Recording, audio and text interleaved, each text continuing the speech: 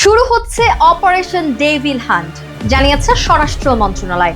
ছাত্র জনতার ওপর সন্ত্রাসী আক্রমণের ঘটনার পরিপ্রেক্ষিতে এ বিশেষ অভিযান পরিচালনা করবে যৌথ বাহিনী, যার নাম দেওয়া হয়েছে operation devil hunt.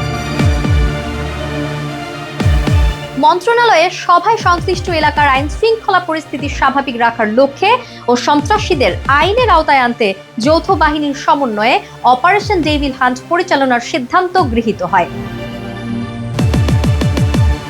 Operation devil hunt নিয়ে শীঘ্রই সংবাদ সম্মেলন করে বিস্তারিত জানানো হবে বলে বলা হয়। জানানো হয়েছে 7 ফেব্রুয়ারি রাতে পতিত স্বৈরাচারের সন্ত্রাসীদের হামলায় কয়েকজন গুরুতর আহত হয়েছেন। হামলাকারীদের আইনের আওতায় আনার লক্ষ্যে সেনাবাহিনীর নেতৃত্বে অভিযানে নামবে যৌথ বাহিনীর সদস্যরা।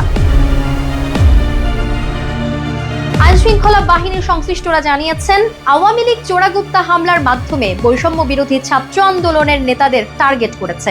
একই সঙ্গে গোপন বৈঠক থেকে দেশে অরাজক পরিস্থিতি সৃষ্টি করার পায়তারা করছে তারা, যে কারণে এই বিশেষ অভিযানের সিদ্ধান্ত নিয়েছে স্বরাষ্ট্র মন্ত্রণালয়। অভিযানে নিষিদ্ধ ঘোষিত সংগঠন, ছাত্রলীগের চিহ্নিত সন্ত্রাসী ও আওয়ামী লীগের যারা বিভিন্ন অপরাধে জড়িত তাদের টার্গেট করা হবে।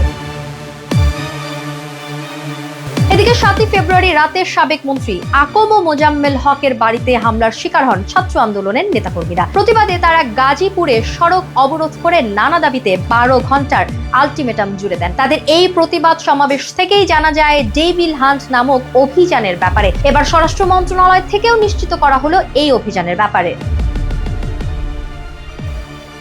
জানা যায় সারা দেশে এই অভিযান ধারাবাহিকভাবে পরিচালিত হবে। তবে ঘটনার সূত্রপাতের জেলা গাজীপুরে 8 ফেব্রুয়ারি রাতেই মাঠে নামছে যৌথ বাহিনী।